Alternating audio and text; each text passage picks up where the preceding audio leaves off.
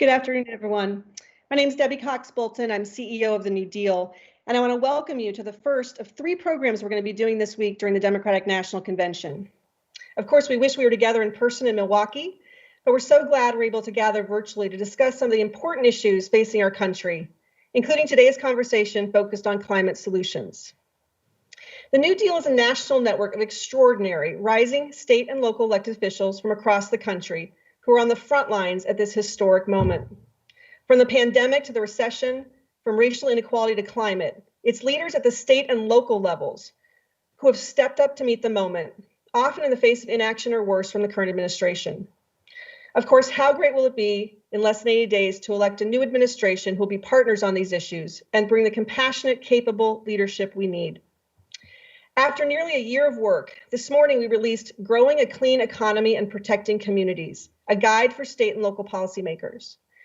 Wisconsin Lieutenant Governor Mandela Barnes and Norfolk City Councilwoman Andria McClellan, who we'll hear from later, been leading a deliberate months-long process working with their fellow New Deal leaders and policy entrepreneurs from the public and private sectors. The result is an agenda for climate action for everyone, drawing on the best ideas of working around the country to reduce emissions, build resiliency, and foster widespread support for action. And in each area, our group has paid special attention to how best to address longstanding racial inequities. Today, we have an amazing lineup of national leaders on climate to talk about solutions. Joining Mandela and Andria will be Build Together's Dennis Mehiel and Phoenix Mayor Kate Gallego. And we'll close with former Obama EPA Administrator and Biden 2020 Climate Task Force member Gina McCarthy and Governor Jay Inslee from Washington. We're honored to kick off this conversation with a leading voice on sustainability from the private sector. Brad Smith is the president of Microsoft, where he leads a team of more than 1,400 business, legal, and corporate affairs professionals in 56 countries. He serves as the company's chief legal officer and works on a range of issues involving the intersection of technology and society. It is my very great privilege to welcome to the New Deal Milwaukee native, Microsoft president Brad Smith. Well, thank you. It's nice to be here. I'm just sorry I'm not in Milwaukee. We are sorry that you're not too. I'm going to start, Brad, with a question about your great work on this. You know, you personally have been described by New York Times as a de facto ambassador for technology industry at large. In fact, last year you released a book called Tools and Weapons: The Promise and Peril of the Digital Age. But you've been increasingly known for your leadership on sustainability issues. So I just want to start with what inspired you to take such an active and public role on this issue? I think it was fundamentally 2 things. The first is the science and the data. And what, in short, they show us is that for 2 centuries, the world has needed increasing production of energy to improve standards of living. We will continue to need more energy. But over the last 2 centuries, energy has always resulted in more CO2 emissions. And the science says that is not sustainable if we're going to protect the planet. So we need to find new ways to add energy, but reduce carbon. But then the other thing that to me was really impactful was just listening to people. And I have to say 2 groups of people in particular. First, in the United States and really around the world, it was call it the next generation of voters. People who are in their teens or 20s today. It's not surprising that they care so deeply about the longer term implications of sustainability. They're going to be the ones living with it the longest. And the other was many of our customers. I have to say, especially across Western Europe, private sector, public sector customers, just having the opportunity and until recently, obviously, to travel the world and listen to people around the world. It was clear that these were leading indicators of where public opinion, I think globally and certainly in the United States, is going. And it was obviously important for us to heed those views. It's interesting you talk about the next generation too. We're finding that both with our policymakers we work with around the countries, that the next generation of younger policymakers are really taking this on. And that leads me to my next question, which is, we do work mostly with policymakers on the public, aspect of what can be done here. But why is it so important that the private sector play a part in this? And I think a question, what would you do to say to other companies who aren't as forward-leaning maybe as you are on this? The first thing I would say is I fundamentally believe that over the course of this decade, almost every company is going to find that good sustainability practices make for good business sense. In part because we all share the planet together, but I also think because consumers and customers increasingly care about this. I think that the level of sort of discord in 2020 will likely give way to much greater unanimity by 2030, not on everything, but on the broad strokes. And I think that the sooner we get started, the sooner we're going to make progress together. I think in many ways it's really important for those of us in the private sector to start to create the business practices that will help us all learn together. A lot of what we found at Microsoft was we need to change the conversation. We need to help all of us learn about, scope 1, 2, and 3 emissions and what they are, how to measure them, how to inform consumers about what we're doing, and how to work with our supply chain. The faster we do that, the more we're going to create the kind of building blocks that I think will then lead to more informed and more intelligent regulation. But to just leave it for government to act without contributing to that process, I think is a recipe for slower progress and probably less effective progress. You put your money where your mouth is there with the let's move fast on this. Microsoft has made some really bold commitments in recent months, including your announcements to be carbon negative and zero waste by 2030. So what prompted those setting those specific goals, and tell us a little bit about how you're going to meet those? Let me talk a little bit about what went into our decision to commit to be carbon negative by 2030. First, I've always been a big believer in having big goals. If you have big goals, you can galvanize people around a real plan to achieve them. And by definition, these sustainability issues require big goals, given the magnitude of the challenges that we face.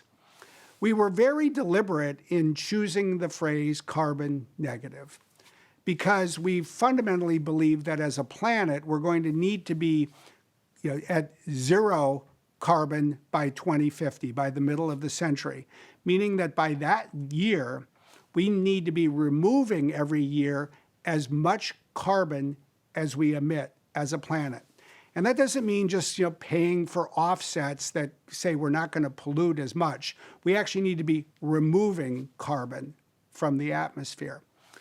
And we also really believed that those of us who can do more need to do more. So we said, well, we won't wait till 2050. We'll do this by 2030, and we won't be just net zero. We'll be negative, meaning by the end of this decade, every year we'll be removing more carbon than we emit. In fact, we committed that by 2050, we will remove from the environment all of the carbon that Microsoft has emitted since it was founded in 1975, either based on our own direct emissions, that's scope 1, or the carbon that was emitted for the electricity we consume, and that's scope 2. But fundamentally, I just think as with every big problem, you need a big solution, and we should ask people who can do more to find ways to do that. It's so important, and I really believe that you're making a change and helping other people see what they can do on that too. So thank you for that. You have also stood up a climate innovation fund, which is committing, I think, $1 billion over the next 4 years into new technologies. So in thinking about how you're going to get there, what are the most exciting areas you're seeing out there where you're investing, where you think that innovation and impact might be really growing? Well, let me highlight one in particular, and that is carbon removal technology. I especially for somebody who's younger, who's watching this, I'm reminded of literally a moment 4 decades ago. I was a college student. I was flying home to Milwaukee. And I happened to be seated on an airplane next to somebody who said, you know what, there's going to be a huge industry. It's called software. I didn't know what it was at the time. I couldn't have dreamed of the fact that I would spend my career working in that industry that somebody was describing. We desperately need to build a new industry. It's called carbon removal. It will involve technologies like direct air capture, the ability to run air through a machine, remove carbon from the atmosphere, and deposit it deep in the ground where it will remain. Well, that industry doesn't exist today. So at Microsoft, we're trying to do really two things in part with our Carbon Innovation Fund. One is to invest in that kind of technology, not necessarily with a view to our ever entering that industry. I don't think you're going to see Microsoft in this industry. But we know that this industry is needed and it needs innovation to get a start. And we are also wanting to send a signal to the market. We want to help create this industry because we want to become one of its customers. If we're going to remove more carbon than we emit by the year 2030, we need to use new technologies ourselves or be paying for those kinds of services. And in fact, just last month, we committed that we'll remove from the environment 1 million metric tons of carbon in the next 12 months alone. So that, to me, is perhaps the single most important thing that we can fuel with our innovation fund. It's not the only thing at all, but I think it rises to the top of the priority list. And maybe on that specific technology or just in general, again, since we work with state and local leaders around the country, what is your thinking on kind of on public-private partnerships and the importance of doing this together? And have you seen some good models of that either here in the United States or around the country? We've seen lots of good models. And I think, even at a time when perhaps we've seen less leadership globally or nationally than we would have liked, we're continuing to see important leadership locally by counties, by cities, and by states, including, here in Washington State by our governor, Jay Inslee. One of the things that I'm most excited about is state and local governments that are putting their money where their mouth is as a purchaser, by saying, look, we run bus services. We're going to figure out how to make our buses more carbon efficient. We're going to move ourselves over time, to have electrified vehicles. Or municipalities, or perhaps most especially states, that are really promoting more renewable energy, more solar, more wind. As a tech company, we build huge data centers. They use electricity. And we've been able to work with certain states. Virginia is one leading example, where we've been able to expand our data center footprint in Virginia because the governor there has been so focused on expanding access to solar energy. That's fundamentally important to our goal. We've said all of our data centers worldwide will be dependent 100% on renewable energy within 5 years. We can only get there when we can partner with local leaders in this way. That's fantastic. And we will hear from some of those state and local leaders in this program in a little bit. But I also want to bring in a couple of those leaders to maybe ask you some direct questions. So I believe that we have Philadelphia City Councilmember Derek Green on the line to ask you a question. Okay, thank you so much. Thank you for the work you're doing and the work that Microsoft is in participating on this panel. I guess one of the questions that I have, and as an at-large member of City Council in Philadelphia, I deal with this issue quite a bit, and I love the phrase carbon negative. But often minority and low-income communities have an uneven impact from these type of policies. So I'm curious, and you talked about purchasing, but I'm curious, what are some of the best solutions for state and local governments to make sure that these policies are impacted evenly throughout our communities like Philadelphia, to make sure we're doing all that we can to make the changes that need to occur, but people feel they have a real investment in this sustainable work that we're trying to get done? No, it's a great question, Derek, and I think you see this really clearly in Philadelphia. I think the first step to solving a problem is always to try to understand it at the beginning. And I think one of the key problems that we need to talk about more is sort of the issue of climate equity. In the United States today, the African American and Black community is exposed to 50% more pollution on an annual basis than citizens who are white. And we need to address that head on. Now, one of the things that we recently had the opportunity to do as a company is partner with a company called Soul Systems. And so together, we're investing in the creation of 500 megawatts of solar energy that will be designed to increase renewable energy for communities of color, for cities like Philadelphia. And we will create a preference to buy renewable energy, solar energy, from businesses that are owned by women and minorities. And I think in that, I would say there's two things for us to think about. Really, to identify the communities that are adversely impacted disproportionately compared to the community, to the country at large. And then second, to do a better job of channeling solutions to meet these communities' needs, and in the process, creating economic opportunity to go with that, because there's great entrepreneurial talent in these communities, and we can use this as an opportunity to fuel that as well. Thank you. Thanks, Derek, for that question. I'm going to pose a question that we had some of our leaders submit questions in writing too. So I'm going to ask one of those right now from Lauren McClain, the mayor of Boise, Idaho. This goes back to a little bit what you were talking earlier about some of your great partnerships with Governor Inslee and others. She says, in Boise, we were the first city in Idaho to adopt the goal of hitting 100% clean energy by 2035. And our clean energy plan is focused on cost-effective ways to hit that mark. What are some effective or innovative ways that we could partner with the private sector to achieve that target? Well, I think first of all, it's one of the right targets to set. Both getting to 100% renewable energy and pulling forward the date to achieve that. I think we've all realized that the Paris Climate Accord, while critical, unfortunately was not sufficiently ambitious. And I think that kind of date, 2035, is.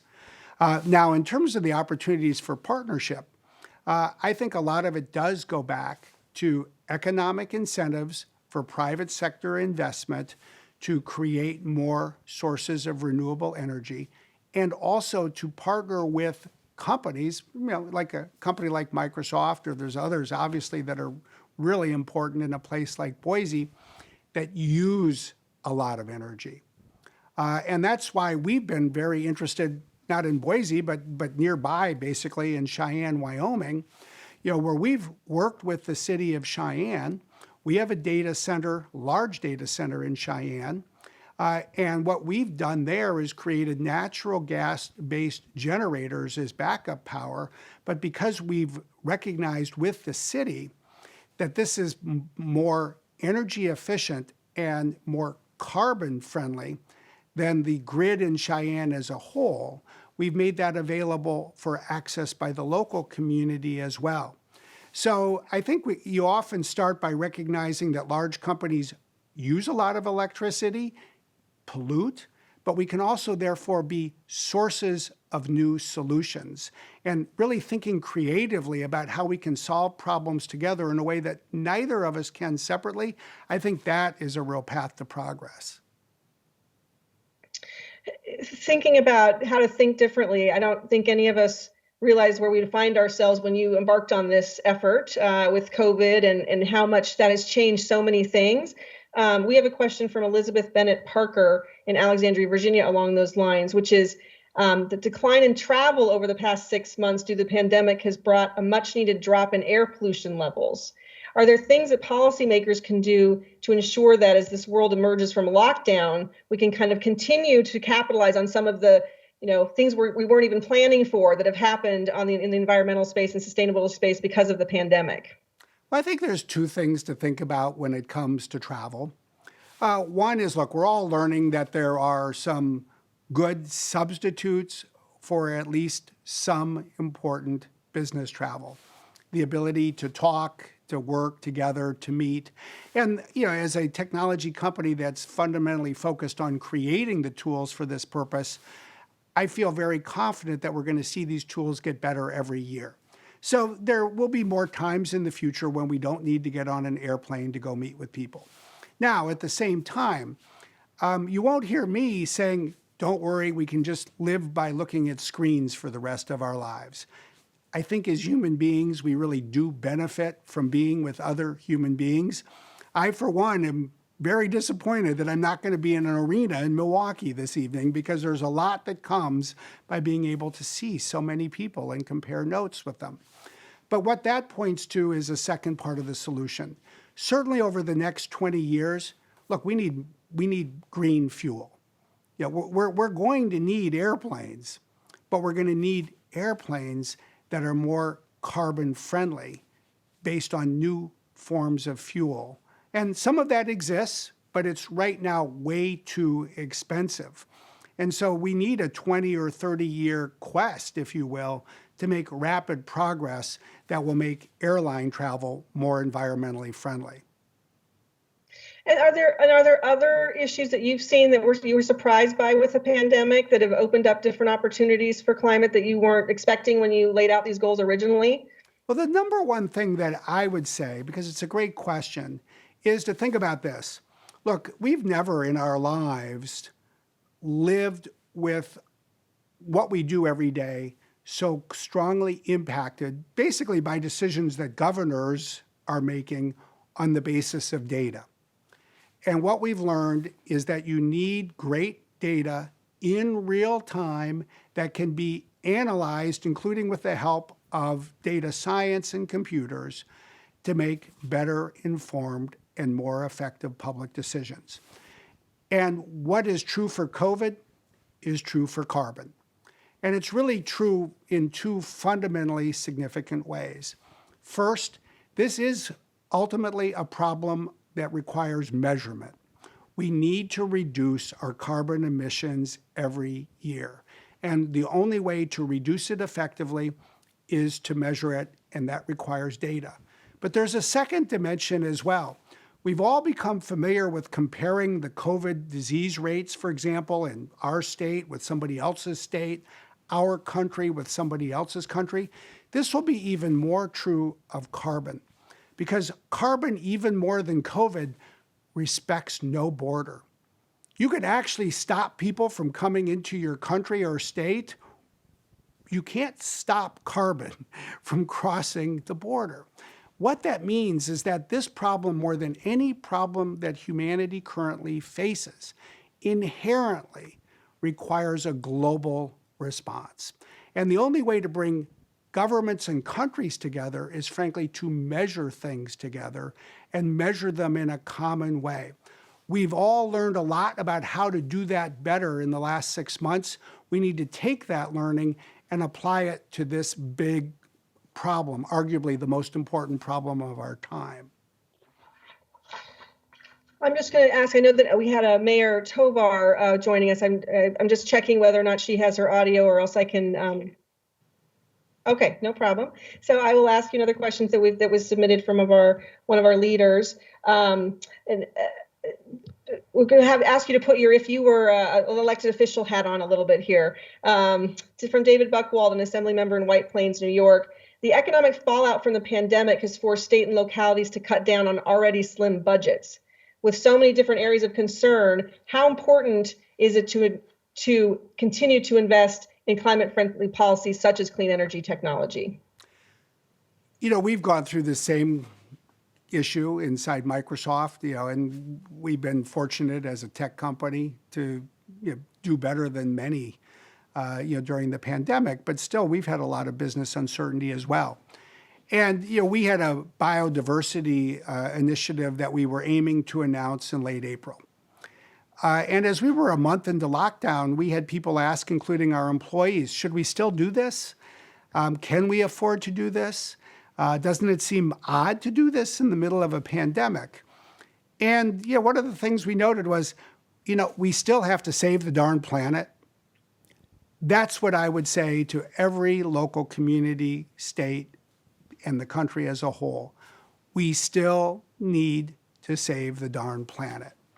If we slow down, we are going to rue the day 2 years or 5 years from now when we look back and say, gee, we would be better off if only we had kept and moving forward and sustained momentum. We not only need to sustain the momentum we have, frankly, we need to accelerate it. So it is hard. Life is about trade-offs, and I think we all need to be thinking hard about the impact of the current recession on budgets. But to the extent that money can be invested for the future, I believe that the people of the future, even the people who are here today who will be important to the future, will all say thank you for the decisions that we will make in the coming months. Thank you so much, Brad. I guess if I ask you this final question, is there any other, you left us on a pretty hopeful note there, but I'll let you have, even if you want to add one more thing just about, is there, how hopeful are you that we're going to be able to solve this really existential crisis we're in here? Well, I am optimistic because I think we will do this because we must. And, as a country, we have a tendency of doing what we can when we finally realize that it's something we must do. The one note I would leave us with is today, this, I think, unfortunately, is an issue that leads to a level of polarization, of politicization, in part because we seem to live in a time where almost everything falls into that category. We need to find ways to bring the public together. I believe that will happen almost inevitably over the years to come because the problem is so clear. But we will be better served if we can move faster to do that.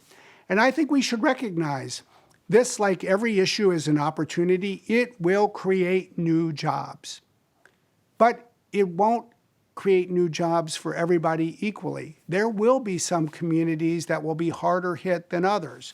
There are communities today that depend on coal that won't have that in their long-term future. And so I think it is an issue where we need to galvanize the public, but we also need to understand the different impact that sustainability has in rural communities, on farmers, on people who produce fossil fuels today. We need to empathize with their problems, and then we need to bring a future that creates an opportunity for everyone.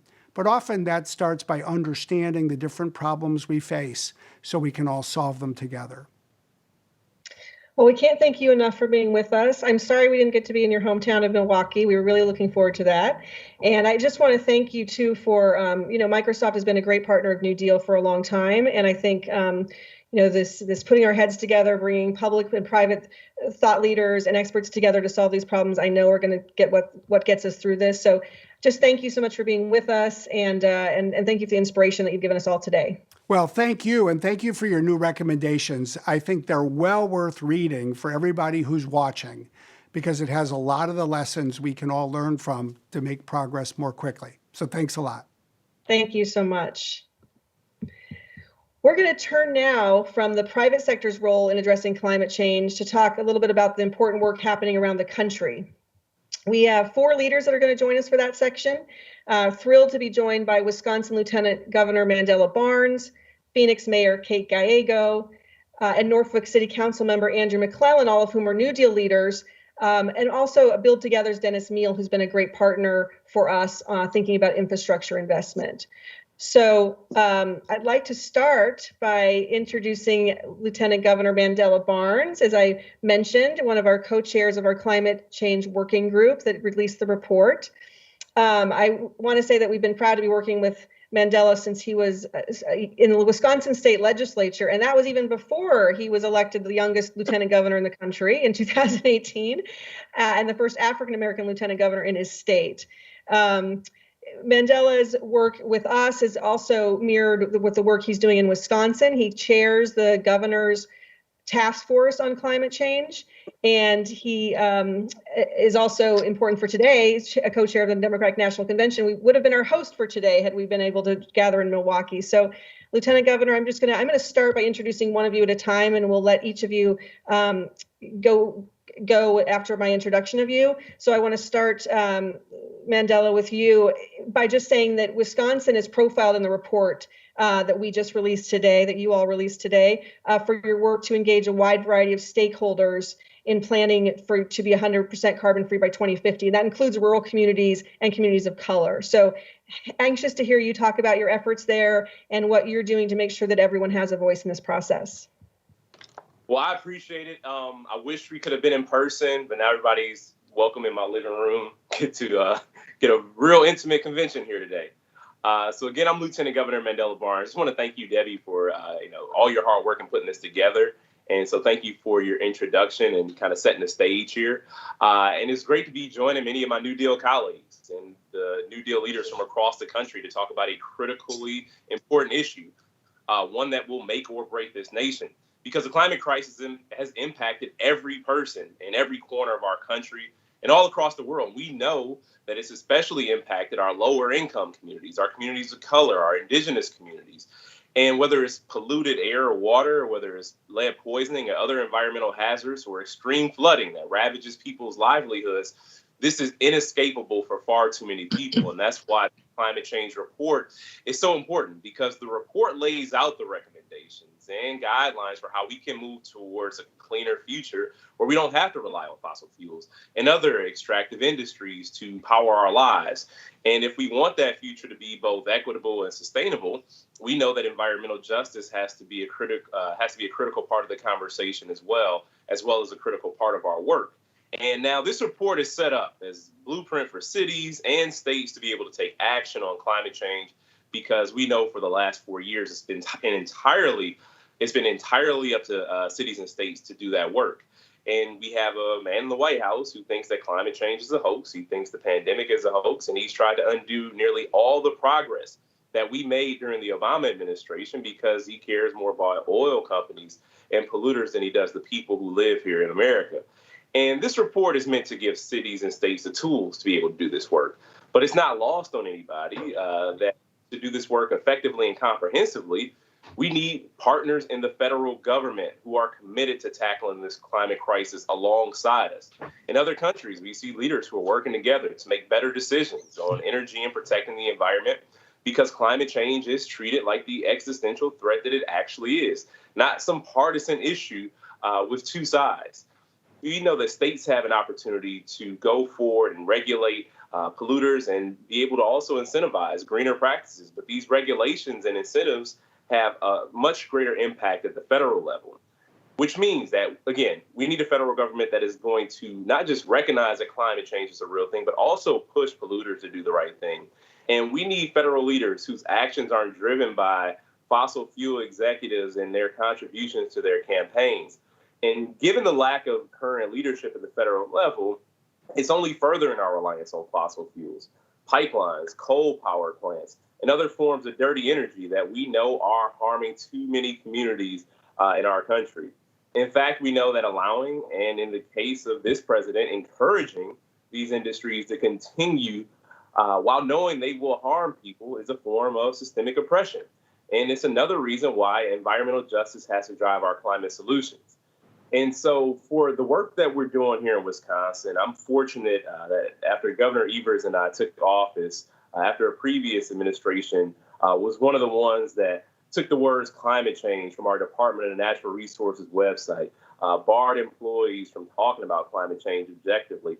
We know that our former governor unfortunately dismantled the state's climate efforts, but we're taking the state in an entirely new direction on issues of clean water, energy usage, and other environmental issues. Our administration has been committed from day one to embracing the science and calling out the reality of our changing climate. And in our first few months in office, we joined the U.S. Climate Alliance, and we vowed to uphold the Paris Climate Agreement.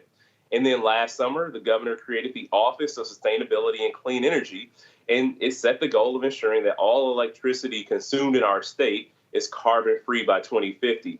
And I do think there's room for us to be even more ambitious on that goal. Many people think that 2050 is too far away. I am one of those people. And just because we set the goal of 2050 doesn't mean that we have to wait until 2050. And in October, Governor Evers created the Task Force on Climate Change, and he entrusted me to serve as the chair of that task force. And we're going to collect guidance, or we have been collecting guidance in combating the climate crisis and transitioning Wisconsin to a more just, fair, and equitable clean economy. We've been able to bring together a diverse group of people in this task force, representing Native nations, the business community, utility companies, labor groups, agriculture groups, and other industries and communities from all the corners of Wisconsin. And I'm proud that we've centered environmental justice in our task force's work.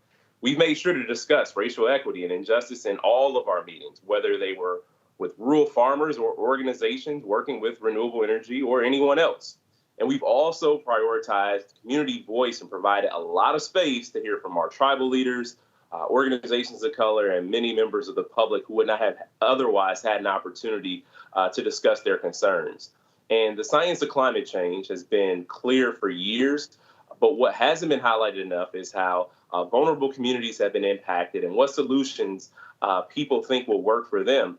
And we recently completed a series of virtual listening sessions so that we can hear from people from all over the state. And we've realized that whether we're talking about folks in urban areas, rural areas, suburban areas, or anywhere in between, they've had a lot of the same concerns around the climate.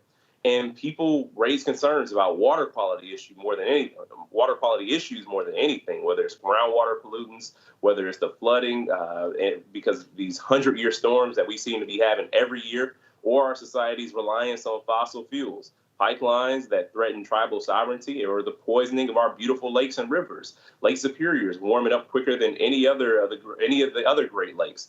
And the people who showed up to these task force hearings, they promoted things like buying local and also supporting our family farms right here at home, because food is a very critical issue, and when we work to combat climate change as well. And they've also called on elected officials to act. They want us to invest in renewable energy. They want us to invest in job training programs so that Wisconsin has the green infrastructure that we need to be a thriving and healthy state. And most importantly, we've heard citizens calling for environmental justice and asking that we include the communities that are most impacted in all of our conversations and solutions. And so our 5 listening sessions, they also included expert presentations from individuals and organizations who are working on sustainability issues across our state, whether it's presentations on food sovereignty, sustainable farming practices, diversifying our outdoor recreation, and making our beautiful natural spaces accessible for all. The list goes on and on and on. And now that we've completed our public comment period, the task force has been hard at work taking stock of all the research and policy discussions and considering the impact that we've received from the public so that we can form concrete recommendations for the governor to act on climate change. And so setting these goals and doing this work now isn't about us feeling good. It's not about just being on the right side of history. This is about so much more. It's about our state's future. It is about the future generations that have yet to come. And if we want to create a state that is truly equitable and sustainable and truly a great place to live for everyone, we have to start charting that path now. We are long behind the ball on this issue. But that means that we have to work diligently to meet our clean energy goals. We have to divest from fossil fuels. We have to stop anything that gets in the way or seeks to harm individuals in our communities, be it pipelines or whatever the case may be. And if we want our nation to be a global leader in environmentalism and clean energy, we need a president and a federal government that's willing to take on these interests and create a green economy with families supporting jobs, especially in the time of crisis that we find ourselves in now. And if we want to ensure that we don't repeat the harms of the past and that we're truly able to work towards undoing the harms of today, we have to embrace the environment and justice in all forms in all of our work, because our solutions have to help everyone, especially those most impacted. So I just want to thank everybody for being a part of this important conversation. I want to especially thank everyone for being part and taking part in our climate report and exploring how you too can implement these recommendations in your communities, and for everything that you're doing to help build a future that is both equitable and sustainable, one where every child has opportunity, because while we wait on the federal government, because this is something that can't wait, we need everyone doing everything that they can in every place that we are able to. And then when that day comes, January 20th of next year, we can start on a broader, we can start this work on a much broader scale, and have a plan that is much more comprehensive, and we won't have to just go it alone as we have been doing. So I just want to thank everybody for being a part of this. I'm truly excited to continue this work, and especially excited to continue this work with you all. Thanks so much, Mandela, and appreciate everything you're doing in Wisconsin. As Brad talked about at the front of this, the importance states and cities are playing in this is can't be understated. So really looking forward to see what comes out of that task force, and again, for all your work on our task force. So let me turn now to Phoenix Mayor Kate Gallego, another New Deal leader who we've been proud to work with since she was in the city council before she was elected to the mayorship, second female mayor in Phoenix history, and the youngest big city mayor in the United States. Kate is also the co-chair of our Renewing America Task Force, I want to point out, that is doing great work on thinking about rebuilding post-COVID. So Mayor Gallego, welcome. Thank you, Debbie. Let me just pose this question to you. I know that Phoenix is the 5th largest and fastest growing city in the country, and you've made sustainability issue a huge issue, a priority of your first term. In fact, you've said you want to make Phoenix the most sustainable desert city on the planet, which I love. So tell us a little bit about how you're going to get there. Absolutely. Sustainability is so important to our city and one of our core values. That vision for the most sustainable desert city is not one that is my vision, but it's a vision that was approved in an election by about 80% of our voters. So our community wants to move forward, and it really is an essential part of Phoenix's future. Phoenix is hot. We are the fastest growing city in the country, but we also know climate change is a challenge right here, right now. It was 117 degrees on Friday. Highs expected today, 113. So for those people who say climate change is an issue of the future, I disagree. It is an issue for us right now. I am grateful for Lieutenant Governor Barnes and Councilwoman McClellan for their amazing leadership, which has a lot of ideas that we can use on the ground in Phoenix, and we need to do it right now. It's also consistent with our New Deal recovery vision, where we want to come out greener, cleaner, and stronger. I hope that sustainable economic development will be at the forefront of Phoenix's future. We are already a hub of areas like solar energy. No surprise, I can't remember the last time I saw a cloud in Phoenix, but also green development, where our companies are figuring out ways to use blue jeans and insulation, or to develop windows that are beautiful, but also make sense from an energy efficiency perspective. So that is part of our brand in Phoenix and our future. Unfortunately, though, we also have to think about our most vulnerable. Maricopa County, which is home to Phoenix, already has 25 confirmed deaths this summer, heat-related, and we're investigating 222 additional deaths, which may be related to our heat. So this is a problem for us right here, right now. We're trying to be innovative, and we've opened up our convention center and other spaces to allow people who are experiencing homelessness to have a cooler place to fight the heat. We're not having utility disconnections, which we hoped giving people that access to air conditioning would save lives, but it is not enough. We have to have bigger picture solutions, and that is why I want to be part of this New Deal conversation. We want to support companies like Microsoft that get it and be a leading local government. We are trying to implement some of the solutions through our climate action plan that the Lieutenant Governor and Councilwoman McClellan have talked about. I think one of our themes today of the New Deal conversation is that equity has to be at the forefront. As we have installed solar, we are really thinking about that. Phoenix is proud to be #1 for solar installed on government facilities. We're installing it in places like our public housing, and then we're giving our public housing residents a bill credit every month. Our public housing residents are among those who were the hardest hit by COVID-19. Anyone, I think, who was struggling before, it's probably gotten a lot harder. So we are giving them that credit and hoping it makes those energy bills a little bit easier. We're also trying to do other things, including make sure that we get tablets with internet service so that we can fight the digital divide. So it's part of a comprehensive vision for the future of Phoenix, and saying that we want everyone in our community to thrive, and equity must be at the forefront of our decisions. We are also really trying to rethink our transportation plan, and again, our voters have supported us. I'm a new mayor. I was just elected last year, so a heck of a rookie season. One of the first things on my plate was some conservative activists, some linked to Coke-affiliated organizations, put a ballot initiative on to try to get rid of our light rail system. Our voters in every single council district said no to that. We got a broad coalition that said, we want to invest in transit. We want more sustainable, often electric driven with solar on facilities, transportation modes in our community. Phoenix votes by council districts, and we are very much a purple city. We have some districts that are predominantly Republican. They said the same thing that our Democratic districts did. Every single district wanted the same thing. And when your city has that commitment to sustainability throughout it, it makes it easier to get there. It was not the first time transportation has been on our ballot. We had what was at the time in 2015, the largest commitment to transit anywhere in the country for a municipal government on the ballot.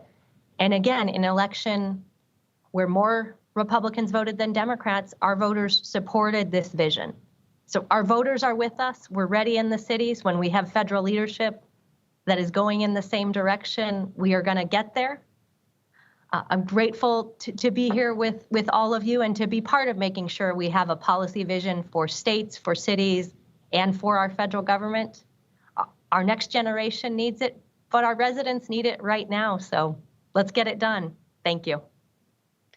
Thanks so much, Mayor Gallego, and probably worth pausing halfway through here just to reiterate and underscore what you just said about remembering we are here at the Democratic National Convention, and we are looking forward to a new administration who's going to help you all on the ground in a totally different way that is going to get us where we need to go. So thank you for those comments. I'd like to turn now to Dennis Mehiel. Dennis is the founding board member of Build Together, a nationwide nonpartisan campaign to grow grassroots support for federal infrastructure investments. Dennis is also the chairman of U.S. Corrugated Inc., and he's long been active in political life, serving 12 years as a member of the Democratic National Committee and a Democratic nominee himself for lieutenant governor in New York in 2002. Dennis, welcome. Thank you so much. I'm so pleased to be here. Great. I'd like to make a couple of comments. I want to key off something I heard from the Lieutenant Governor as well as from the Mayor. The Lieutenant Governor made the point that states and localities and communities have a lot of work to do, but really there's a national response required for the challenges that we face, which I think he clearly acknowledged. And the Mayor pointed out that when specifics that relate to the community where the people are voting are on the ballot, that have to do with climate change, sustainability, or for that matter, I'm going to argue when it comes up on infrastructure, we find that the voters across party lines, nonpartisan, whatever, are overwhelmingly in favor of action if they understand it and if they can connect it to their own personal lives. What occurred to me about a year and a half ago, and it was memory from about a dozen years I served on the League of Conservation Voters, and I was a director, a member of the board and the treasurer, and we had smart people that knew about science and all these things that were going on. And then what we would conclude was that we needed to affect public policy, impact public policy. And I ended up trying to get the state administration to do things, the Senate, the legislature, and so on within the state of New York. And what occurred to me about infrastructure is that what we haven't done is develop a political delivery system that would cause that would create our capacity to pass and to implement large, bold, far-reaching initiatives. And there are two benefits I think can come from that if we can get there. Our process is not too complicated. We've identified 50 swing districts around the country. We go into those districts. I will admit with COVID, we're not doing too many town hall meetings with 500 people in a room, applying direct physical pressure to their elected officials. But what we want to do is we want to introduce the infrastructure as a major national priority. We are doing the research in those local communities to find the specific projects that people can indeed relate to. We engaged very competent pollsters to help us with research to make sure that our perception of where the voters were and where the average citizen was in fact true. And we ultimately were convinced that we're on the right track. I just ran into an HS and a PO and everybody disappeared. Can you guys hear me at all? You're okay. You're back. Yep. You're good. I'm back. Yeah. It's been just a brief, a flicker, probably caused by some climate related. Let's just bear in mind, you know, we may have the youngest mayor, but at my age, okay, I'm technologically challenged. So when something like this happens, it scares me a little bit. So anyway, our objective is to create a circumstance, if I can put it that way, where when what I believe will be a new president takes office next year and puts 1,000 pages with $4 trillion of projected cost over 10 or 20 years, we want it to pass with overwhelming majorities in both houses of the Congress. And we think two things happens with that. One, it sends a message to the body politic that indeed, as a country, we can do things. I'm old enough, unfortunately, that I remember very well President Kennedy and his exhortation to the country. He wanted to go to the moon by the end of the century. He wanted to do things not because they were easy, but because they were hard. And I think to go down this road and be successful will begin at least a little bit to change the acrimony and division and vilification of each other that seems to be the hallmark of our politics. Getting to the substance and the impact on climate change, I think the overlap between the need for infrastructure investment and doing the things that are necessary to arrest what's happening to our climate around the world, that overlap is enormous. But it requires us to think beyond the fact that the roads have to be fixed and the bridges have to be fixed. We have to design and implement a 21st century infrastructure program. So it goes to the quality of water. People should be able to drink water without drinking lead, okay? And to the Lieutenant Governor's point, who are the people that are substantially impacted by that deficiency? It's not the rich people that live where I live. It's people who are a little bit down the ladder economically and have, unfortunately, maybe a little less power as people make decisions. So we need, Flint is obviously the poster child, but this is an issue across the country. 500,000 charging stations to migrate away from the internal combustion engine and transportation. Modern rail in the corridors where it is appropriate to take thousands and thousands and thousands of flights out of the sky every year. These things can be done. We know what they are. We know how to pay for them. It's public, it's private, it's public-private.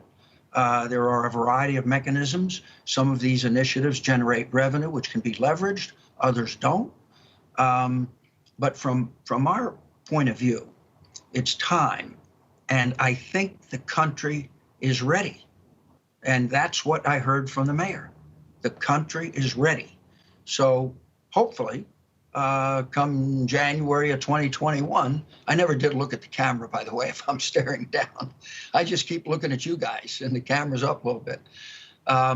Hopefully we can have some positive impact on the debate in the early part of 2021 and get this done with 300 plus members of Congress and with 65 to 70 senators.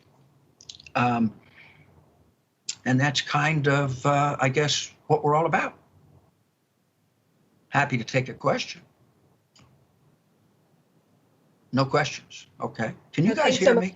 Actually, sorry, I was on mute there. I'm gonna appreciate that. If we have time, we'll come back. But I really appreciate you, particularly your take on the federal government piece of this and what's going to be needed in that. And we're going to end, though, going back to the city and state level. My great honor to introduce the other NewDEAL Forum Climate Working Group co-chair, Norfolk City Councilwoman Andria McClellan. She has the opposite problem, of course, of Kate, not the opposite, but a different problem with this extreme weather, with flooding in Norfolk. And she's done a great job since being elected in 2016, when she unseated a 16-year incumbent, She's been working to address sea level rise and climate mitigation. She actually co-chaired the Norfolk Mayor's Commission on Climate Change Mitigation and Adaptation, which created her region's first ever climate action plan. We're so happy to have her here, and I want to mention that she also just announced her candidacy for Lieutenant Governor in Virginia, which is super exciting. So Andria, let me turn it over to you to close out this section. Thank you, Debbie. And Dennis, you are talking my language about infrastructure. We have lots of needs in Norfolk, Virginia. So real quickly, Norfolk, Virginia, home to the largest naval base in the world, one of the largest concentrations of federal and military assets in the country, second busiest port on the East Coast, and we are second only to New Orleans in terms of flood risk. Just this weekend, we had severe flash flooding, not only in our region, but actually throughout the Commonwealth of Virginia. As the mayor said, climate change is not a future issue, it is a now issue, and we need to be addressing that. We've talked a lot about climate change mitigation and how to reduce our carbon footprint thus far, and I wanted to just tell you about what we're doing in climate change adaptation here in Norfolk and throughout the region. We've adopted the most resilient zoning code in the country. And so when we're building new, we're building with the mind for sea level rise that's looking at 1.5 feet by 2050, by 3 feet by 2080, and 5 feet or more by 2100. We also are looking at public-private partnerships, which has also been mentioned. We have an accelerator called RISE that was funded with the National Disaster Resilience Competition HUD money grant, where we are actually identifying new startup companies that are employing resilient technologies and engineering solutions to become the coastal community of the future. We're incubating those companies, cultivating those, and we hope to create a new business sector in Norfolk that we can ultimately sell to the rest of the country and other coastal communities as well. We're also focused on new financing tools for our property owners, utilizing PACE funding, which I know a lot of states are doing, PACE, which stands for Property Assessed Clean Energy. But in Virginia, we've added an R. We're calling it PACE-R, and the R deals with resilience. So we're allowing our property owners to also finance not only renewable energy and energy efficiency, but also resilience and stormwater projects as well. So we are focused on the now and the future.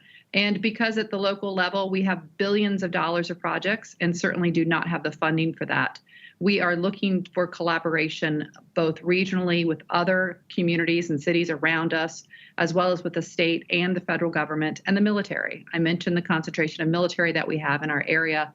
So we're working on a variety of what they call JLUSE, or Joint Land Use Study projects with the military to identify arteries going in and out of that large Navy base to improve. And lastly, with a shout out to Microsoft and Brad Smith and the great work that they're doing, he mentioned the use of data.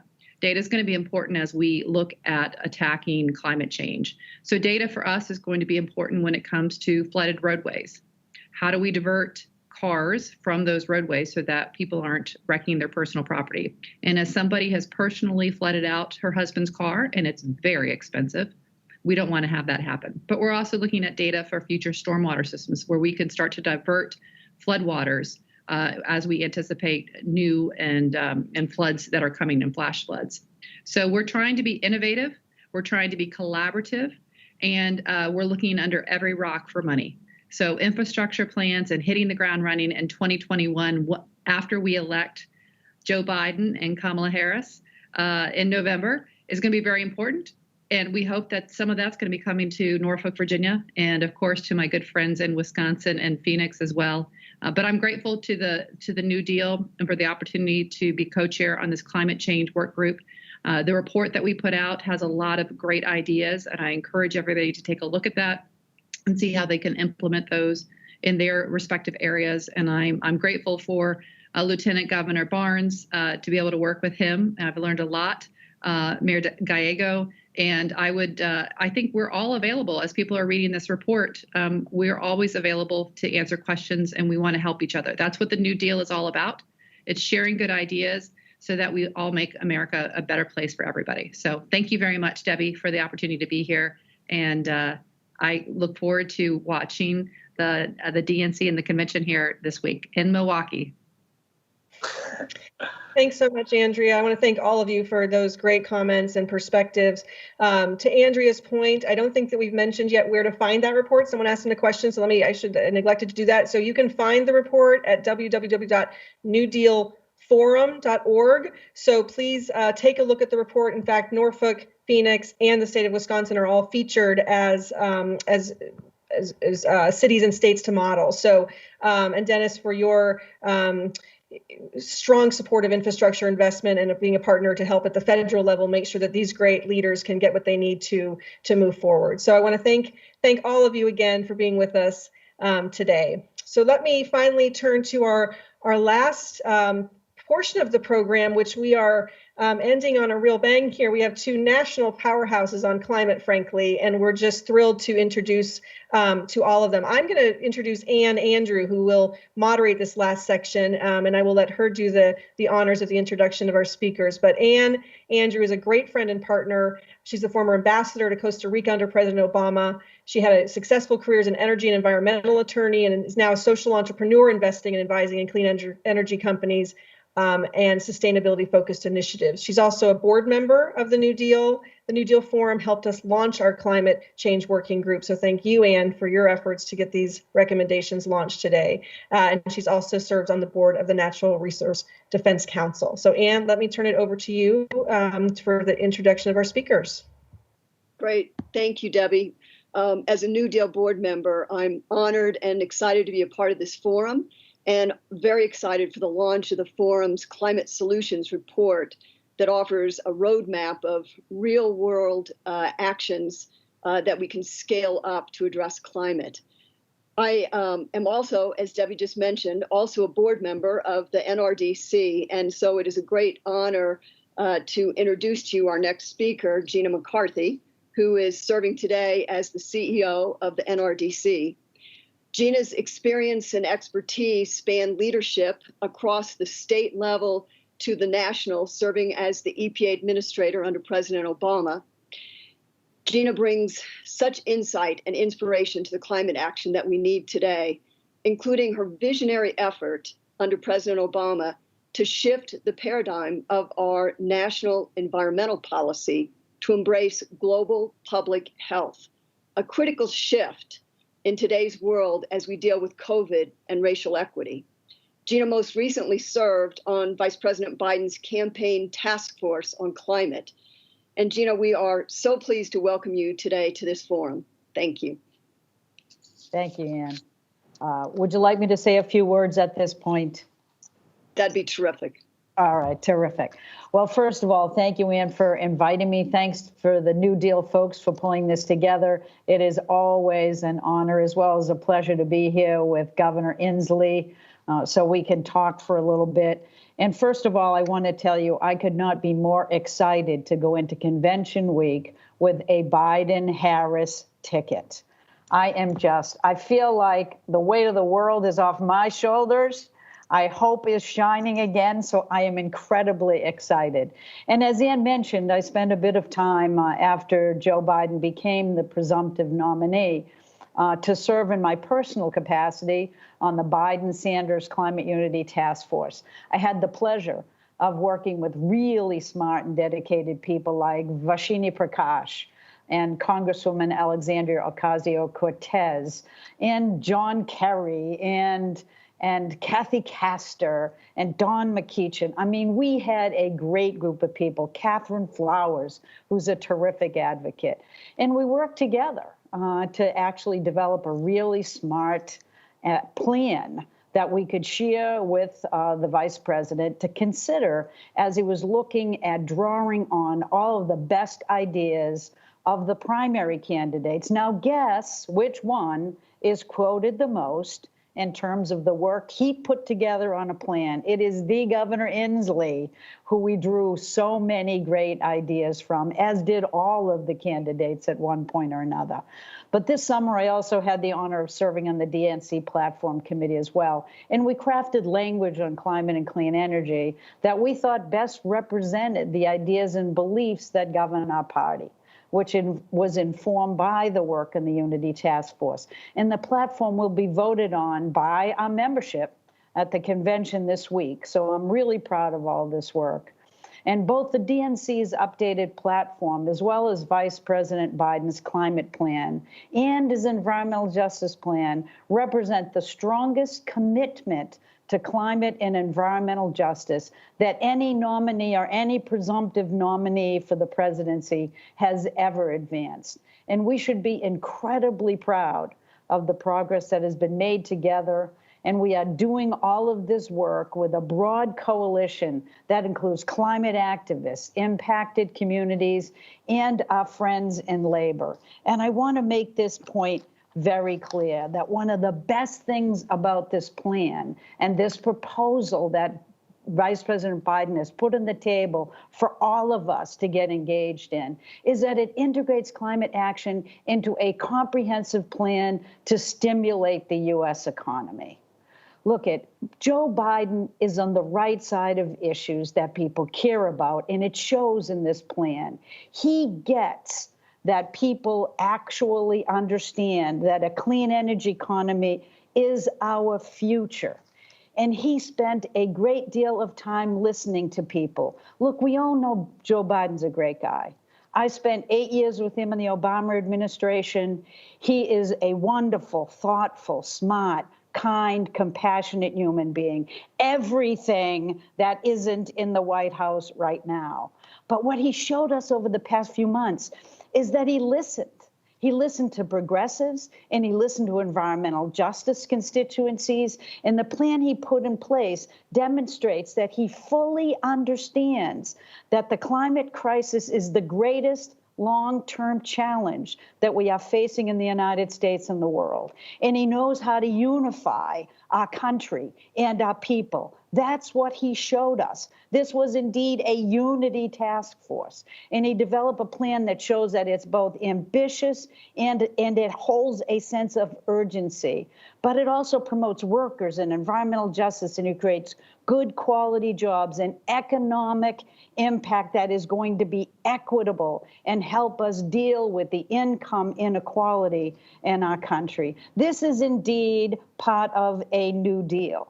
You know, he sees energy as a path to the U.S. economic recovery and a restoring of global leadership for this country.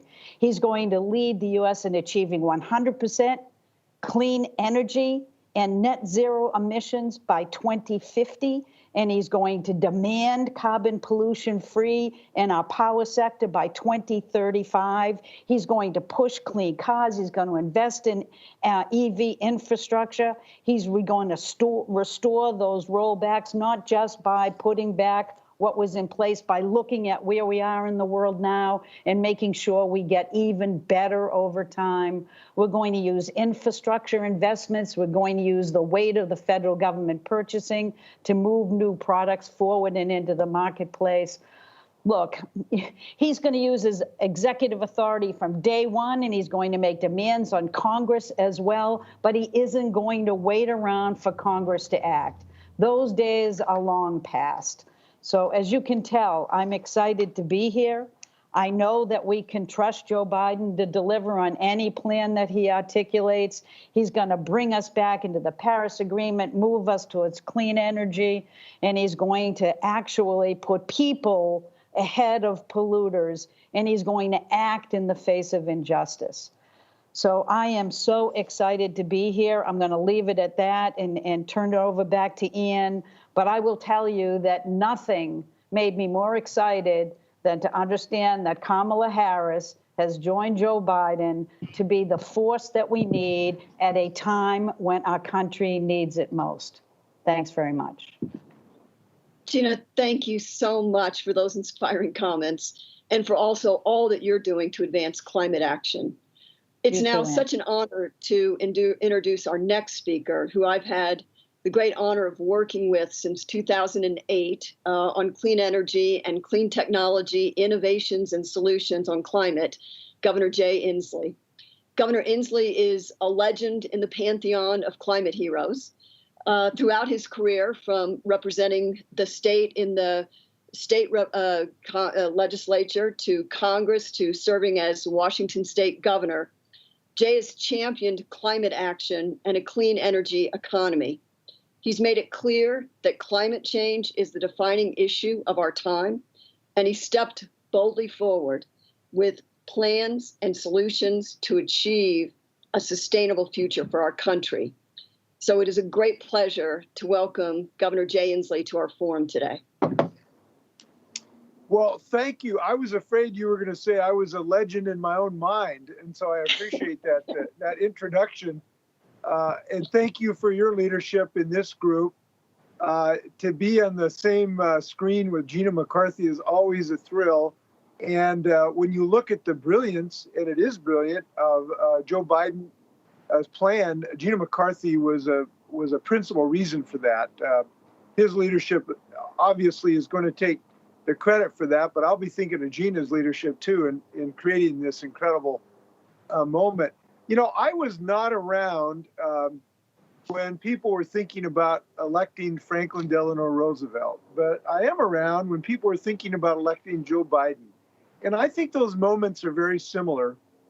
And it's connected by the New Deal language, but I think that is an appropriate language because the moment that challenged the nation in the 30s was similar to what we have right now, similar scope of challenges. Now environmental, then just economic, but this is also an economic challenge for us.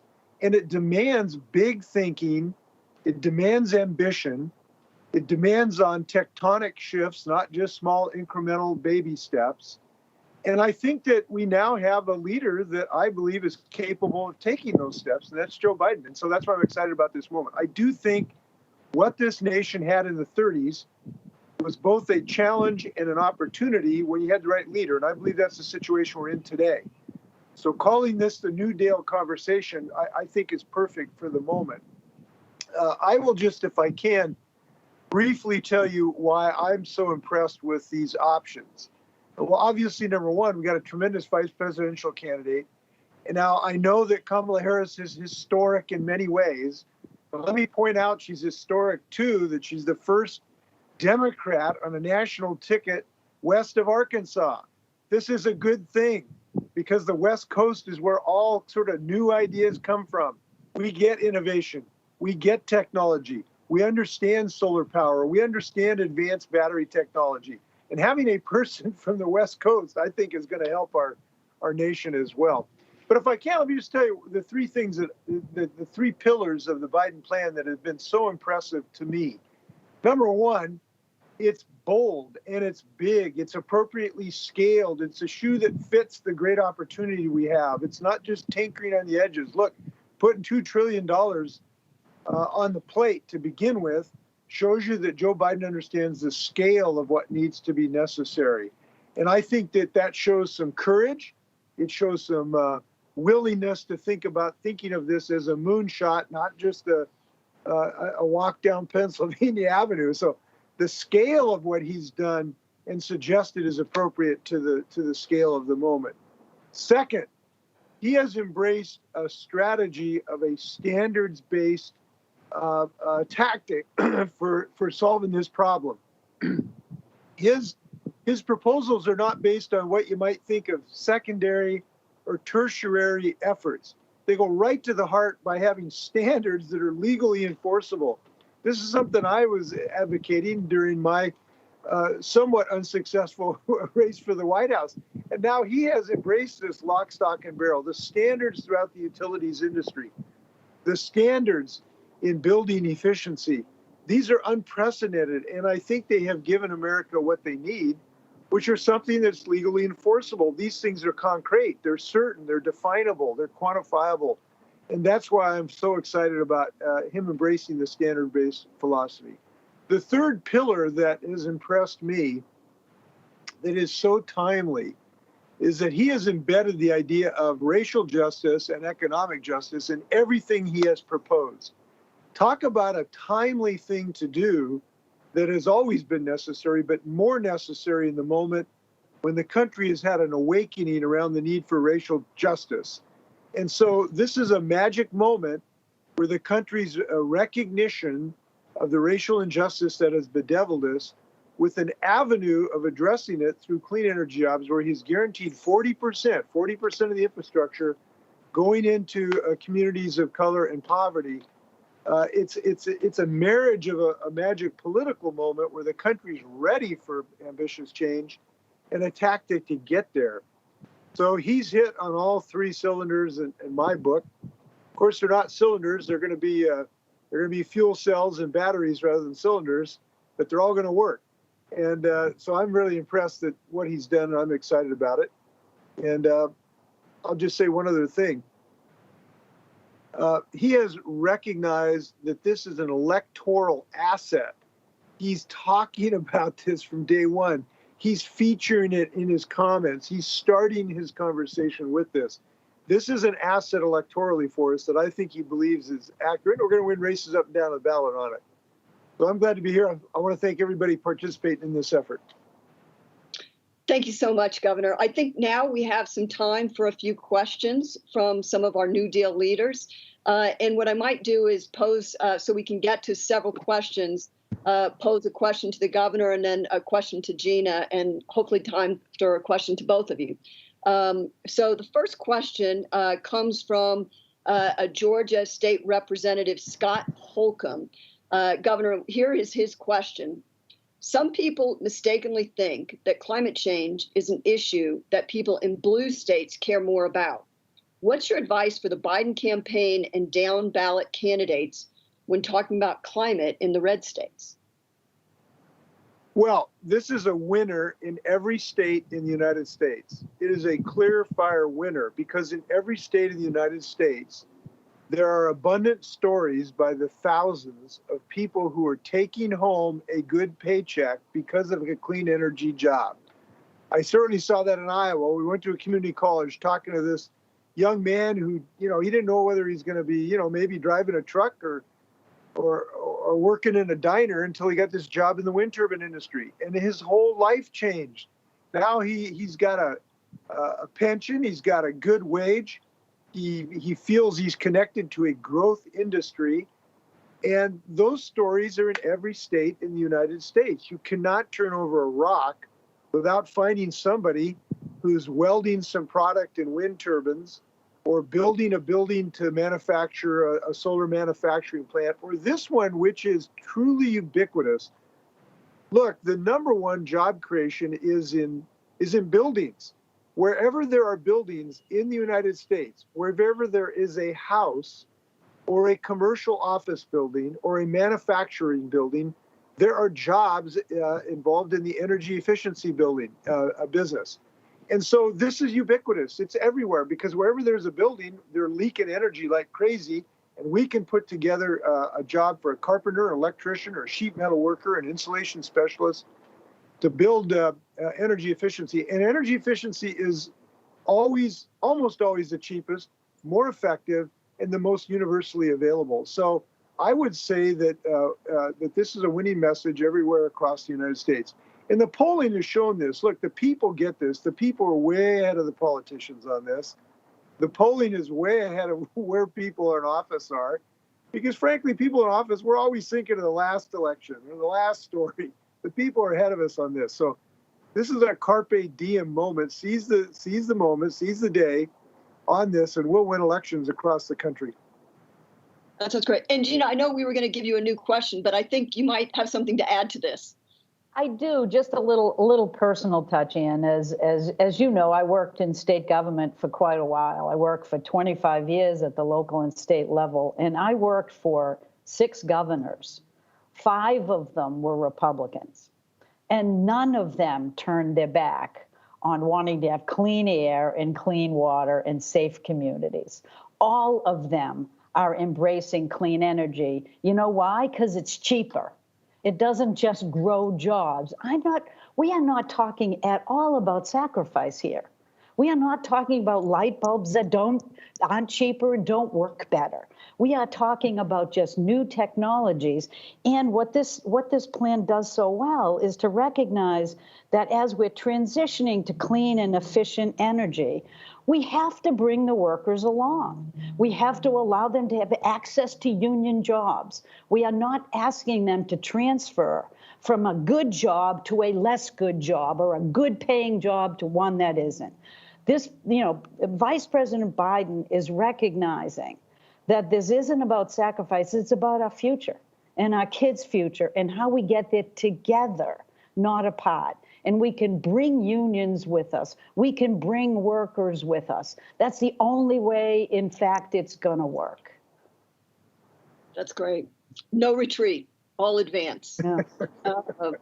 So I have a question. Let me start with you, Gina, on this question, which comes from the New Deal mayor of Princeton, New Jersey, Liz Lempert. Yeah. And Liz's question is this. We know that climate change disproportionately affects the health of low-income communities and communities of color. How do we go about addressing the root causes of these inequities and building resiliency quickly enough, given the climate emergency? Yeah, that's a really good question, Mayor. And by the way, Princeton's a fabulous place. I've spent a little bit of time there. I wasn't smart enough to go to Princeton, but I've spent time there. I think the challenge that we face and what you see in the president's plan is to recognize that we're talking about systems here. We're not talking about dissecting the world in very convenient bureaucratic ways. We're talking about understanding that racial inequities, environmental injustice, and challenges of climate change all go together. And we have to recognize that economic inequality is part of that. And so if you think of them as a system, if you look at them as these are societal challenges we're facing together, then you can begin to design a plan that actually meets the needs of all of those. My mother always was when she went to the grocery store, she was always an end of the aisle shopper because she felt like she got a twofer. Well, we want a twofer here. This isn't just about fixing the planet. It's recognizing that climate change isn't the planet, it's us. And in order to raise all ships, you have to have good jobs. You have to have a strong economy. You have to move energy forward using the resources of the federal government to ensure that it's competitive economically so people won't be burdened in their energy bills. And you have to start investing in the environmental justice communities that have been left behind. Now, their burdens are many. It's not just environmental justice, but we're talking about systemic racism. We're talking about economic disinvestment. We're talking about lack of access to food. We are talking about areas that are way more impacted by air pollution than others. We are talking about people that don't have clean water to drink. We're talking about people that have other health challenges. And we have to understand that these common threats to human life in Black communities and people of color and communities of poverty need to be looked at as a system. And in order to do that, you just need to have your eyes wide open and recognize that nutritious food is important. Access to health care is going to be essential. Systems of reducing greenhouse gas emissions must bring with it as a primary component reductions in air pollution in these communities where kids have more asthma than anywhere else. And if you think about it that way and in a comprehensive way, instead of bureaucratically looking at one thing at a time, you can begin to get at these root causes. But these are all social issues that go well beyond climate. Climate simply exacerbates each and every one of them. So we have to do it all. We have to look at expanded health care. We have to look at making it affordable and accessible to everyone. We have to look at making sure that food deserts don't remain and that people have fair and healthy housing to go to. And I'm suggesting that we can do that in an investment strategy that it is as broad and combined and understands the relationships as Joe Biden's does. That's great, Gina. Thank you so much. Governor, we'd love to hear your thoughts on this question as well. Well, Gina covered most of the map. I'll just add a couple things. One, you have to realize every single ton of fossil fuel carbon dioxide pollution we reduce has an added benefit for communities of poverty and color, because when you reduce fossil fuels and carbon dioxide, you reduce particulate emissions that are hurting our young children who are disproportionately affected because they're living next to these plants. Asthma rates are skyrocketing amongst communities of color and our young people. And so when we reduce CO2, we reduce the racial inequality that has bedeviled us from a health impact. That's the first point. So it's an added bonus when we save the planet from climate change. We save the children who are the ones who are breathing this material. Second, the mechanisms are available to use a clean energy jobs program to reduce racial and economic inequality. I'll mention one of them.